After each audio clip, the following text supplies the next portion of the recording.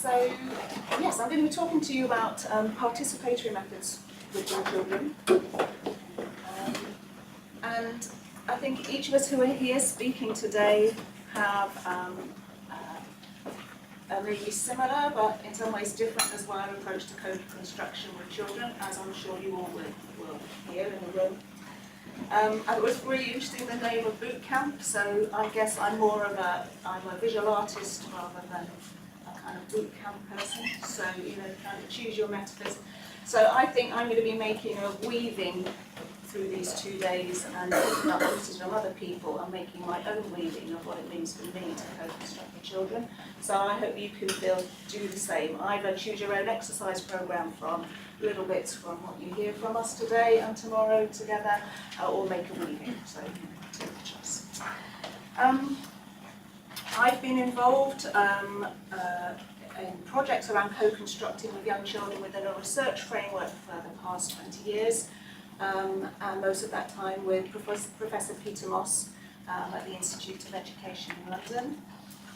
And our projects have been very practical. They've been involved around listening to young children, around their everyday lives in early childhood environments. So mainly with children under 5 years old. But some of the principles I'll be talking about and the methods can be applied with older children. I'll be talking through some of the theoretical frameworks that we used in the beginning to kind of think our way into the field. And then I will be showing you another project in more detail where I was working with architects and young children and practitioners around changes to their actual early childhood site. So, here we go. I'm going to start by talking about what I see participatory research.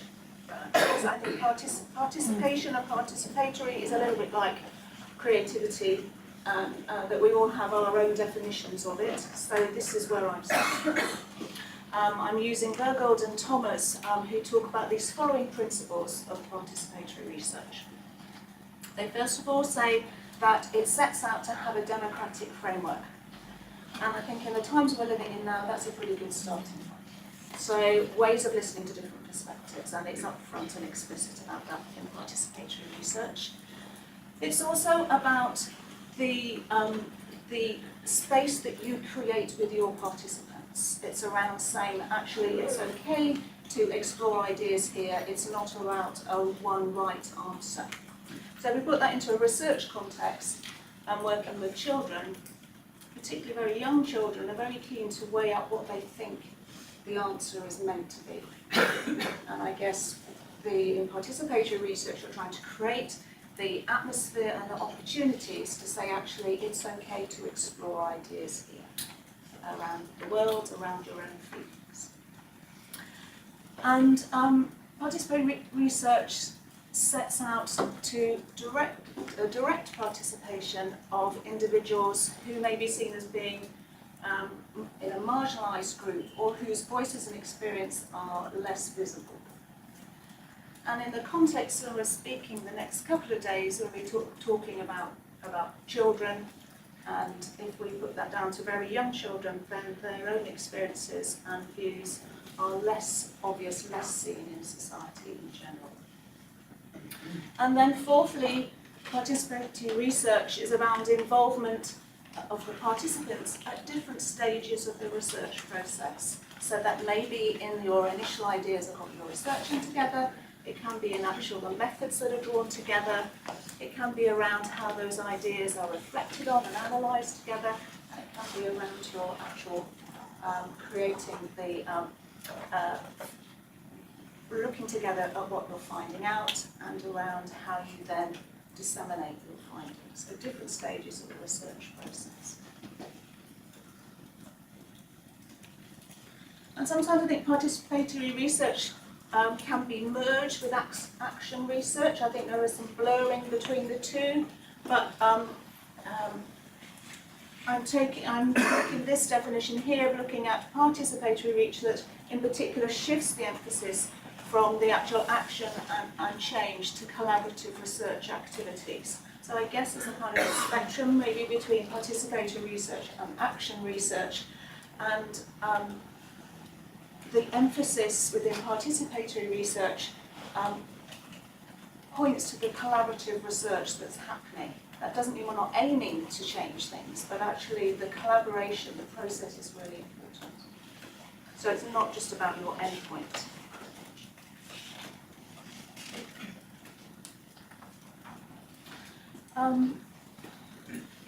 And Veal has talked about how participatory methods are those that facilitate the process of knowledge production as opposed to knowledge gathering, as might be more the case with methods such as individual interviews or surveys or checklists.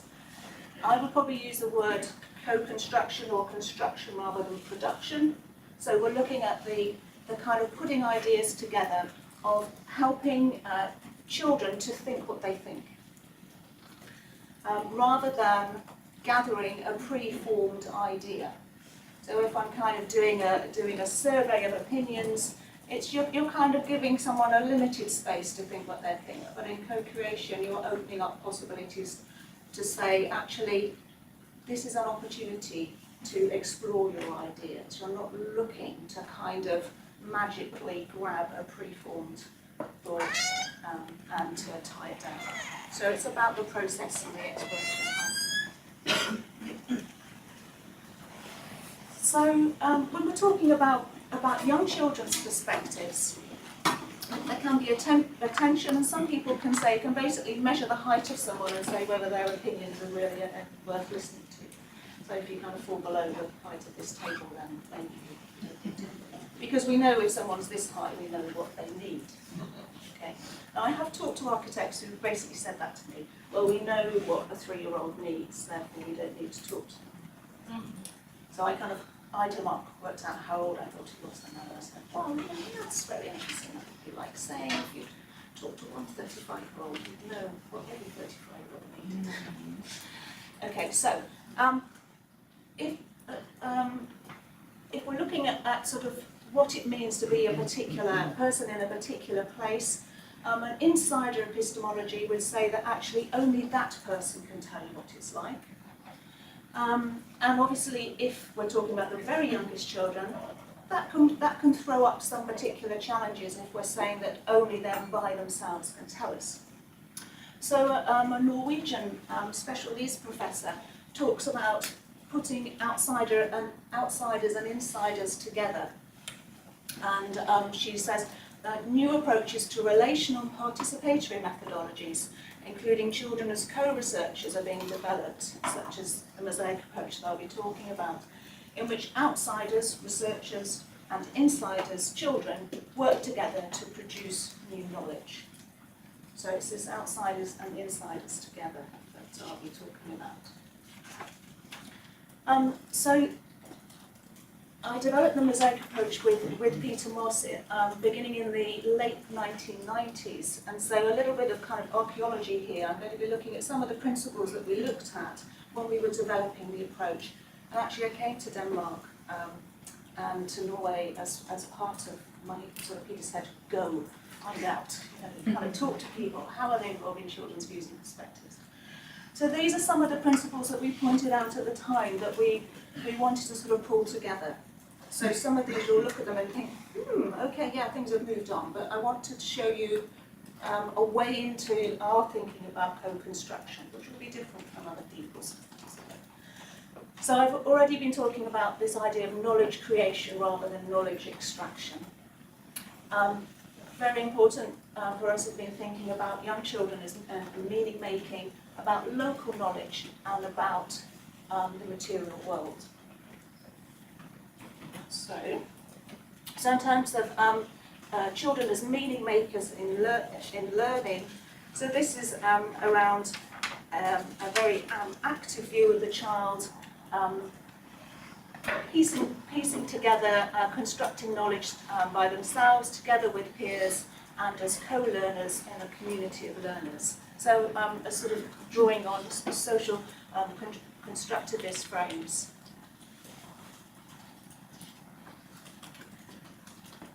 And then, as part of this, looking at the work of the preschools in Reggio Emilia, documentation has been very important as a way of thinking about how to make this meaning making visible.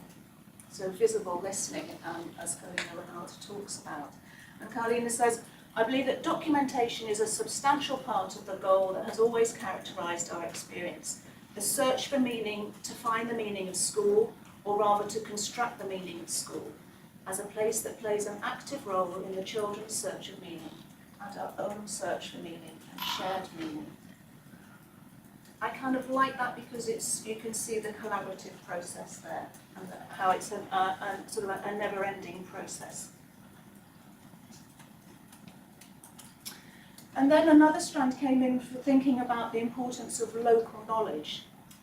And when we were looking at, in terms of research methods, okay, how and where did we find in the late 1990s some innovative methods for listening to more marginalised voices?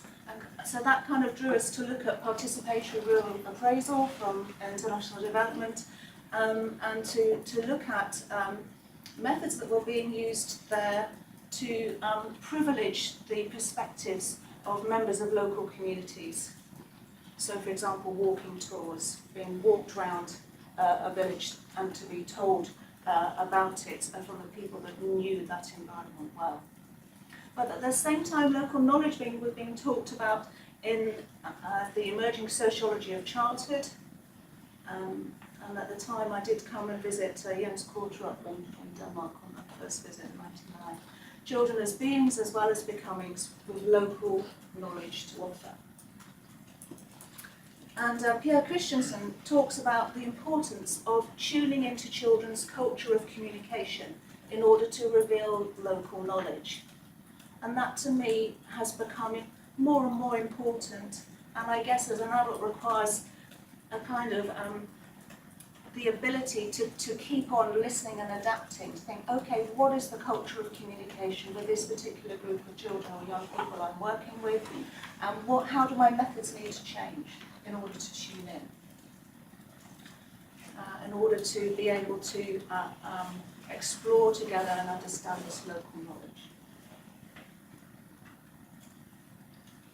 And then the sort of fourth strands come from thinking about and being sort of hyper-aware almost of the importance of the material world to young children. Young children are engaged in everyday tasks such as meeting friends, having snacks, finding their pegs, playing on the bikes and listening to stories. It's a world of glue, toilet paper and sand. And therefore the research methods that we're using to listen and explore these ideas need to be those that are aware and take into account and include the material world and the more than human rather than leave it out. And I think this is an ongoing process. So these kind of threads, these weigh-in, led Peter and I to articulate how our particular view of the child that kind of underpins the Mosaic Approach. Because the way that we view children deeply affects how we work with children, what we expect of them. So if we see children as in need, sort of deficit, vulnerable all the time, then that affects how we think about their competencies, what they think that we can work on together. It affects how we think about their ideas and experiences. So we start off in the Mosaic Approach with these particular ways of thinking about children. Young children, firstly, as experts in their own lives. Now this phrase I first saw written in a book called Value and Quality in 1994. And kind of quality is one of those terms, like utility and participation, with very many different definitions, and cycles round and round. Okay, but this was 1994. And Will Langsted, who's a Danish sociologist who lived in Aarhus,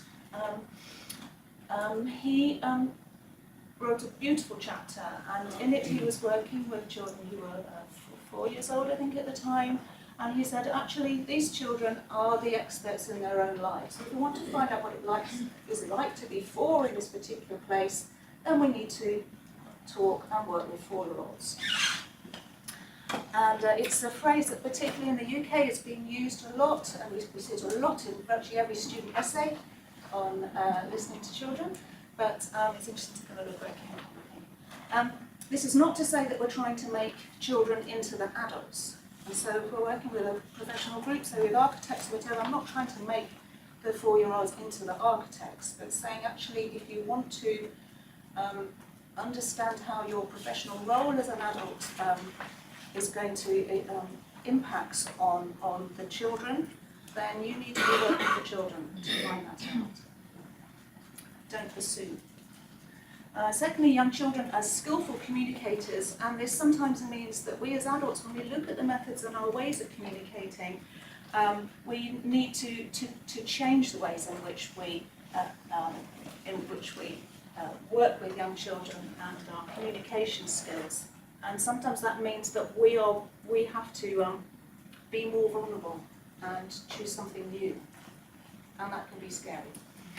Young children as active participants, and drawing particularly on the UN Convention on the Rights of the Child, and that discourse of children's rights has been particularly important in developing this work.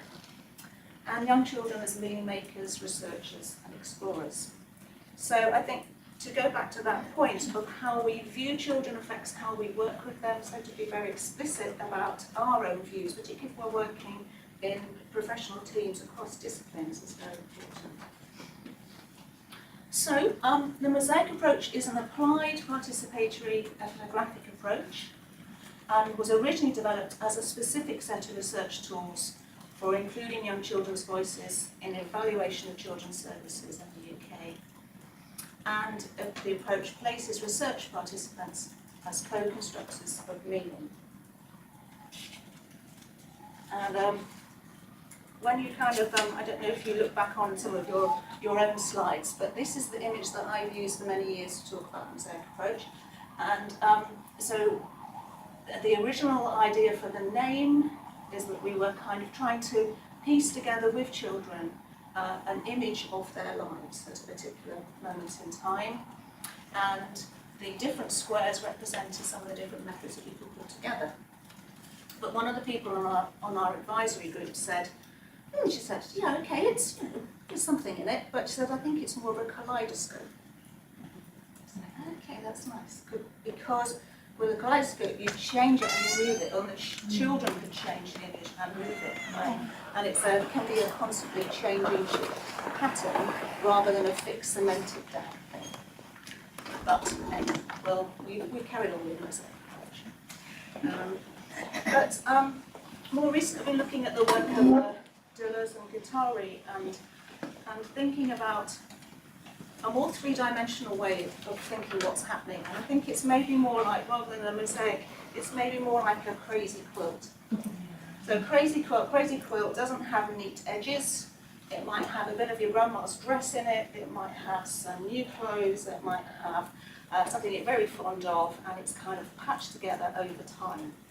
So I think working creatively with the Mosaic Approach can be more like making a crazy quilt than a fixed, cemented down mosaic. And yes, this is a quote from Deleuze and Guattari from A Thousand Islands that Lens Taguchi uses. It was like working a quilt, a patchwork of different pieces of text on fabric with different patterns that are laid out to connect to each other in different and infinitely possible ways. So I kind of look, when thinking about this particular research approach, I like the idea that you're aiming to have different and infinitely possible ways of working with children and what it means to be in a particular place at a particular time. So the approach is multi-method and polyvocal, and some of the each of the squares is representing one of the tools that we use, starting with observation. The particular methods that you use will depend on your research question, but we have here the space for a more sort of formal interview with children, a space for children walking around an environment, a walking tour, children taking photographs. It's a very visual approach, so children taking photographs of what are important to them and working with these images in different ways, in bookmaking and also in map making.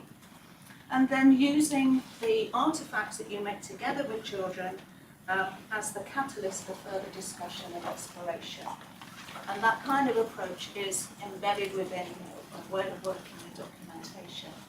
A couple of things you might notice where we've got parents and practitioners, interviews with parents and practitioners here. So this is the polyvocal side. You're involving the adults who know the children well. There's an empty square, because if we're thinking of different and infinite ways, then it's not about saying, actually, if you don't use this method, then that doesn't count. It's like saying, actually, with this group of children on this research question, what method might be the thing that will enable some of those children to join in that they maybe wouldn't otherwise. And you'll see that review is there, because this whole research process is around this space to think what you think. So it's not this kind of magic fishing net type of research approach. You're not grabbing the answer, you're not giving the opportunity to think what you think, and therefore you need this time for review and reflection. Peter Moss says in the foreword to a book written about a 3-year project called Living Spaces, he said the documentation is then subject to review, reflection, discussion and interpretation by children and adults in a process of participant meaning making. So let's tell you a bit about the actual project. So this was the Living Spaces study. It was a 3-year study funded by the Bernard van Leer Foundation. Some of you know that. You might know that. So they fund projects of children under 8. They are based in the Netherlands, work internationally. And the starting point was to think about how young children under 5 could be involved in practical changes to an early childhood environment. So we're actually working with architects and with the practitioners, so the teachers and teaching assistants and the children. So the key research question was, how can young children's views and experiences inform the planning, design and development of early years provision? And the process involved this co-constructing of meanings with participants, and then the very important part, which was facilitating exchange with the architects, with the other stakeholders, and influencing practice. Because in the 2 case studies, it was a real build situation. And this was my question to myself that underpinned the research question. So it was, what does it mean to be in this place? And I guess that's a theme that's run through several of my research studies now. What does it mean to be in this place? And when I'm working with, say, an individual child, I'm thinking, so what does it mean to be you in this place? So the first case study was a primary school, so children from 4 to 11 years in the UK. Working with a core group of 23 children who were between 3 and 5 years old at the start of the project. And it was, these children were in a nursery class. So nursery class were for 3 to 4 year olds, and they were in a porter cabin. So porter cabin, a temporary classroom, and they've been in the temporary classroom for 30 years. So it was that kind of temporary. And so suddenly there was money for some new building work. And so the project was working with architects to move the nursery class into the main body of the primary school. So there was quite a big budget for this project. So the children were involved at different stages of the process. So at the design stage, I was working with the children in the nursery children, so this is the 3 to 4 year olds, the reception class of first year in the primary school, the 4 to 5 year olds, with the practitioners, which is my word for the pedagogues, the teachers and the teaching assistants, with parents, with the head teacher, and there was a whole school consultation because although this was a new nursery class, it had implications on the school playground, on the whole community. So this was the design stage. And then through to the post-occupancy review as well. So I was lucky enough to be able to go back in and work with some of those existing children on what they thought about the new building. So my original, the original children in the nursery and reception class were now 5 and 6 and 6 and 7. That's one of the kind of rather nice things about doing longitudinal research with young children, is that they can grow and then new children. And then with the new children who had come into the nursery class and reception class, and with the teachers as well.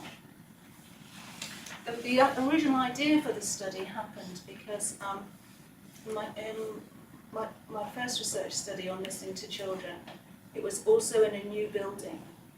And I was walking around the children and they were giving me a tour, and they had the cameras. And we were overtaken by a group of quite important looking adults with clipboards.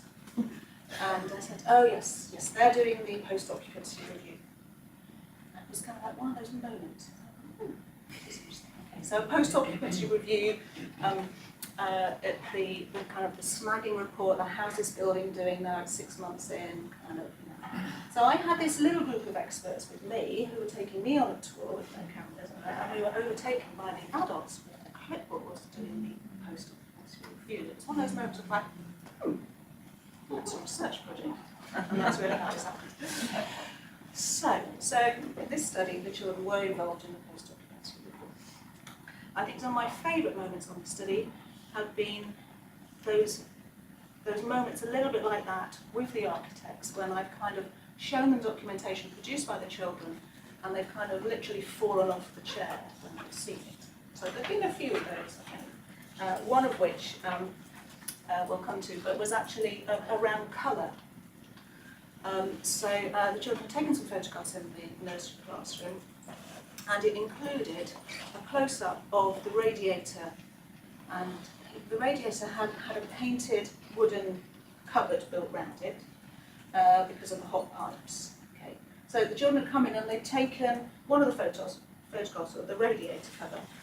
And when this was pre-digital, so single-use cameras, took the photographs back in a couple of days after I worked with the children, and a couple of boys looked at this photo and went, it's wrong. Okay. So rather than me say, oh, it's wrong, and then tell them what I thought, I then said, oh, that's interesting, it's wrong, kind of. And they kind of rushed over to the radiator, matched their photo up with the radiator cover, which is blue, and it was the wrong shade of blue in the photograph. Okay. So it's just a little moment, but actually the architects were completely staggered, because they thought these are young children, they're quite short, and they only like primary colours. Right? I was like, no. Actually they can recognise an infinite number of varieties of different hues of colour that Montessori actually knew when she was doing her shading exercises. So yeah, there's kind of moments when you listen and really tune in. It can be some huge professional kind of jobs. So I'm going to show you some of the documentation that was produced with me. He was one of the 4-year-olds in the nursery class. So these were children who weren't used to using cameras and weren't used to taking their own photographs. So that's obviously really, really different from children who live it, breathe it, and are taking photographs the whole time.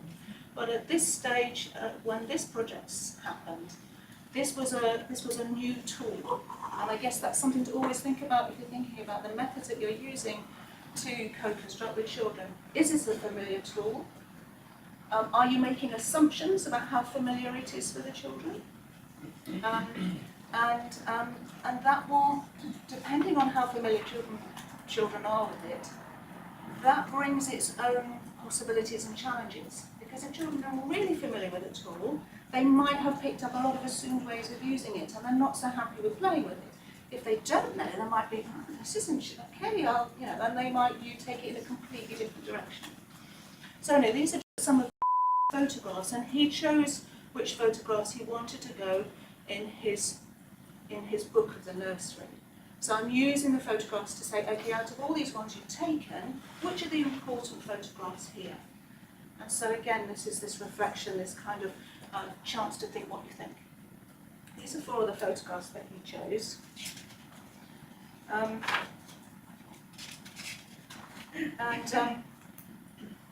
So he said the forest, this one here. Yeah, it's the forest. Any ideas? Well, it's probably the right one to be talking about this, but it was actually a Playmobil sort of island toy. But what he's doing is taking his camera going right inside it. So there's a whole different kind of perspective, a whole way of kind of actually, you're actually, it's not just a toy, you're actually in the toy. Okay, and so you can take your camera and go right inside and find something totally different. Okay, so the one on the left, what do you think that is? Okay, so said, oh no, well, that's the boat on the water. So it's another example of not diving in and saying, oh, you know, that's a nice tablecloth. It's like, kind of wait, see that the children talk to you about it. It was actually a shiny tablecloth and a glue stick. So the photographs also became a way of showing children demonstrating their imaginary worlds. So you have this blurring between the physical material and the imaginary. This is the radiator cover. Wrong. And friends, a lot of photographs of friends, no photographs of adults. So, and then I asked the children, so, okay, can you take me on a tour of the nursery? And I think the word tour was a new word for children. And I've had to kind of teach myself to be very aware of the words that I think are kind of obvious what that is, to actually double check, actually you kind of know what a tour is, but I think actually I don't think we really didn't know what I was about. So we kind of together worked it out. So they first started off by taking a photograph of themselves and then inside the nursery and then walked me around. And they started from where they came into the nursery in the morning. And I think, thinking back, I actually said to them, why don't you start with when you come into the nursery? So I guess when you're reflecting back on working with children, always remember what you've said, okay? Because what you've said will hugely have an impact on what they actually do with you. So if I'm doing my kind of notes, it's actually like, okay, and people say to me, oh, that's interesting, they went to the game. I think I probably actually said, start from there. Also note down what the weather's like and what else is happening. So, you know, if it's a wet day, then maybe they went outside, but that doesn't mean that they don't like outside. So they took me to where they come into the nursery in the morning. You'll notice a lot of very close-up photographs, so using the camera in a very particular way, right up and inside things. This was the porter cabin. So take a photograph like this, so the children are standing like this, okay? So you begin to notice the things that are at adult height and what's actually it's a child's height. And this was quite helpful for working with the architects as well, to look at things like the ledges into the office where the secretaries were, the children couldn't actually see in properly, so they had to take a photograph like this, and the secretary was on the other side. And as I hinted at earlier, a lot of pegs. So anything to do with the individual children who had the camera. So if their name tag or name card was anywhere in that building, then there would almost certainly be a photograph of it. And to me, when I'm reflecting on young children's sense of well-being and belonging in an early childhood environment, and I think, what is it of them in this place? And if that child is maybe not coming very often, maybe other issues going on, that child still needs to be made visible within that environment. They need to know that they physically belong. And in this particular nursery, they also had a system where their register system was with their name. So kind of like we had ducks, so you noticed that we had ducks on the way in here. Well, ducks were really big in this nursery. And these children 2 years later all knew what had happened to their duck when they finished in the nursery. This is the scratchy carpet. Now, for those of you that are not kind of aware of a kind of UK early years system, these children were spending 45 minutes on the mat at the start of the day. So you really know whether it's scratchy or not. You have to sit on the carpet for 45 minutes. Outside. I guess this is interesting looking back at this photograph, because in some ways children can use photography in a very imaginative way to make the environment something other, to bring in their imagination. But also, in some ways, they're also limited by what's there. So, you know, if the adults have just chosen to stick a particular box or something out, then that's what's there. So again, it's about how you document what's there. What are the possibilities here? A lot of photographs about bikes. And back inside. So, let's have a think about, okay, so young children working with cameras, it's around considered choices almost all of the time. Every image embodies a way of seeing, even photographs. But photographs are not, as is often assumed, a mechanical record. Every time we look at a photograph, we are aware, however slightly, of the photographer selecting that site from an infinity of other possible sites. So I'm not saying that children sometimes will take a photograph and not be happy with it, but that there is an intentionality to the way that these 3 and 4 year olds were using photography. But there's some bits. There've been some very interesting articles written about photography and co-construction. This is Cook and Hess, Tina Cook's written a lot about participatory methods. We built on a presumption that children would take photographs in relation to this meaning making, and we would then read them through this filter. It is unlikely that they had a shared notion of what photographs were for, or what the researchers might want them for. At the heart of these projects is a particular presumption held by adults about what photographs represent for a child. So I'm kind of putting that in there really as to remind us about that we bring our own presumptions to children's photography. It's a lovely example by Karen Morris in her book, The Posthuman. She's talking about Liam, who was 6 years old, who was at his sister's wedding, and he was asked to take photographs.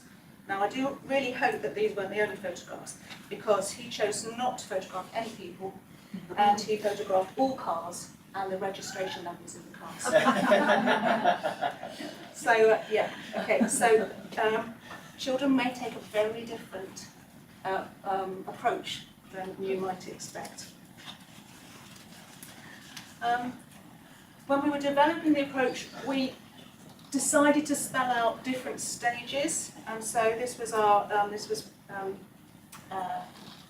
this is how we articulated at the time. Stage 1, co-constructing children's and adults' perspectives. Stage 2, discussing the material, revisiting together and with others. And Stage 3, deciding areas of continuity and change. I think if I was doing it now, it would be more like a pretzel. Okay, because the reflecting and the discussing and revisiting happens alongside and with. It's not a kind of stage 1, right, tick, done that, finished, stage 2, okay. Oh, and now we're going to think what's going to change. It's more kind of wound and bound up together. But what I think we are doing and going back and revisiting the material with the children time and time again is that it's a slowing down their adult journey to deciding upon meanings. And this, I think, would be probably my chief aim if I'm kind of thinking, okay, what am I trying to do if I'm working with this particular group of children to think with them what it means to be in this particular place. I'm slowing down the adult journey to decide upon meanings. It gave time to think about what a child was saying, to listen again or differently, so sometimes not with the spoken word, and offered the potential for new interpretations. And I guess as technology has changed, and those opportunities for revisiting has changed along the way. So this looks very dated, so they're sitting on the carpet looking at a laptop, plugged in and okay. But I mean, this at the time gave the children the opportunity to move through the photographs, look at it on a slideshow, and to talk about the images. But as technology has changed, and there are other ways in which that revisiting could happen. And then this is an example of the map making. Sometimes the children would choose from their own photographs and decide to make an individual map, and other times they would say, actually, no, what of my friends, and so they would make a shared map together. And usually when I've been doing this map making, they started off as circles so that children could work together and sit round. There was nothing magical about the particular shape. There's a very, very practical point in that actually I cut a hole in the middle, and that could be quite useful if you're displaying them in a particular environment, say in their school or nursery.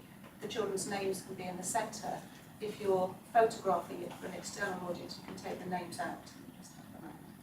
That's about protecting privacy. So the boy on the right was very, very keen on anything technical, and so all his photographs that he chose were of techie pieces of kit in the school, and that was on his map. So that, if I had been the pedagogue working with him, that would have been a launch pad to a whole different set of conversations. And I've written about this in a bit more detail in multimodal map making with young children, exploring ethnographic and participatory methods. This is an example of how drawing can also be a very important part of meaning making. So on this particular map of the school, and bearing in mind the children were working with me to document the existing school and the existing buildings, and then from that these discussions about future spaces. A group of 5-year-olds drew the dinner hall, and dinner hall is here. There are some people here with very large spoons, and then there is the line.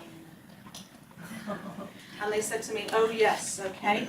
Yeah, so the line was very important. That was the waiting, the line represented. Okay, so actually, if you're pretty hungry, so you come to school, you know, all the effort to get to school or nursery, and then, you know, you've done all the morning, and then it's lunchtime and you're stuck in a very long queue and you don't really know how long that's going to be, but you're very, very hungry, then actually that's a very important statement about what lunchtime is like, about the organisation of lunchtime, about how that could be improved. And you found that out by a drawing. Okay? So it's not costs a lot of money to have a piece of paper and a fountain pen, but actually, you know, it's then what you do with that knowledge. So it's not just in the documentation, it's how you then take that on. One question. Yeah. What kind of questions do you ask the kids, or how do you start this drawing process? So with the map, okay. So I would say when we're doing the map making, so we're making maps. So this example here was from a project called Spaces to Play, and it was around the outdoor play space. And so the children were choosing from the photographs that they'd taken what were the most important photographs to go on their map.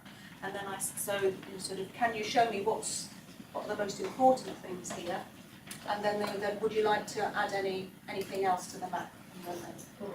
So the drawings might be, so for example, on this one, they drew the slope, which was a feature in the outdoor play space. They drew inside the caterpillar, which was this tunnel, play tunnel. And he also added his best friend's shirt. Okay. But actually it was a stripy shirt, so we have yellow stripes here and blue stripes on the top. Yeah. And also in this one we have a photograph of the purple bike. Now the adults had thrown the bike away, or they'd thrown it over the fence, so it was no longer in use. But when the children went to do their tour, they rushed up to that bit of play space, they took a photograph of it. That's a really good bike. Yeah. Okay. So, depending on your research question, what methods you might not choose to bring together. So in this study, because it was around the physical environment, then I introduced some model making with the children using small bricks, funnily enough, and block play. And so they were building a sort of possible new nursery, and we used that as one of the methods to think what the children thought. Attention again, attention to the process as well as to the end product. So there's just a couple of quick shots using the big blocks and using the small blocks. Great attention to the roof, and we found this, great attention to the roof and to ceilings. So the team I was working with on that study, they photographed the ceiling a lot. So if you, I've learned to look up, and if I go into any teaching space, look up and see what's been done to the ceiling, and usually very little has been done to the ceiling. And so the architects made that a particular feature of the new nursery classroom, because they've realised, even from a very practical level, if you're very short, you look up a lot. Okay? It's not just an undesigned space, it's actually a pretty important landscape. Interviewing this is just to say that some children actually will really prefer to be asked to set up quite formal questions and to sit in a room that they know where important things happen. So, in some of my questions, so what should the new nursery be like? Anna said to me, well, I don't know yet. And I think I love that response, because it's like saying, I'm going to join in with you, but, you know, I don't know yet. You learn. And we'll be talking about that tomorrow, about children's assent and withdrawing of assent when they've actually had enough and really rather doing something else. And then Alex, some very specific points as well. Alex said, like, some slides outside because it's not really fun, and decorations to make it look nice, and take the lights off and put sparkle lights if you can get them from Marcus. A few kind of practical hints. Polyvocal, as I said at the beginning, and we're also trying to involve the adults who know the children, to know the children well, and also exploring what different modes of communication can be used to help the adults explore their perspectives too, so visual and participatory. I'm going to shoot through these. So emerging narratives in this living spaces study, the importance of outdoor spaces, private spaces. Maybe a private space could be where you could be with, say, 2 other children. But not necessarily just by yourself. Social spaces, these personal spaces with these individual markers about yourself, imaginary spaces, and then also the importance of where you're not allowed to go. You know, this kind of huge awareness of actually that's out of bounds, that's just for adults, I can't go there, but I'd really like to. And there's more about this in the book, Transforming Children's Spaces. So these are just a few images.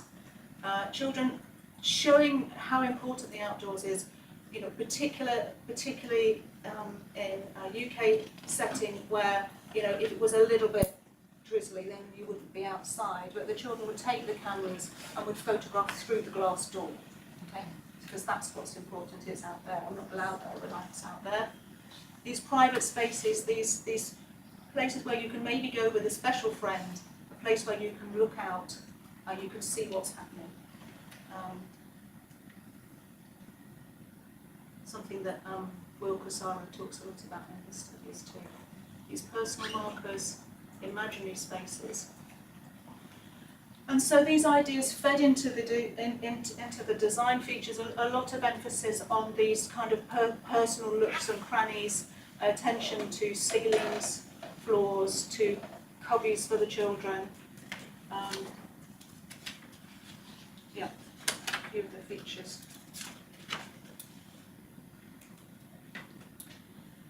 I think overall, I think participatory methods involve an epistemological humility that values the narratives of others. So this need to constantly say, what assumptions am I making here?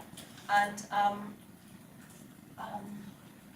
of stepping back and of slowing down and bringing the modes of communication that play to the strengths of the people of whatever age you are working with.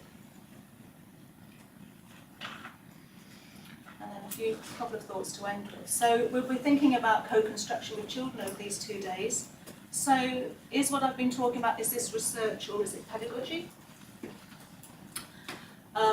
These ideas have been influenced by pedagogical documentation, but is that how it ends up? Because I'm not a pedagogue, I'm not involved in the day-to-day learning with children. I've been more of an external researcher coming in over a particular project with a particular set of research questions. So I wonder whether it's maybe participatory documentation. I don't know. I'd be interested to test that out with you. So I guess so with pedagogical documentation, the emphasis is on the pedagogical, is on the learning. Okay, so children as meaning makers about learning.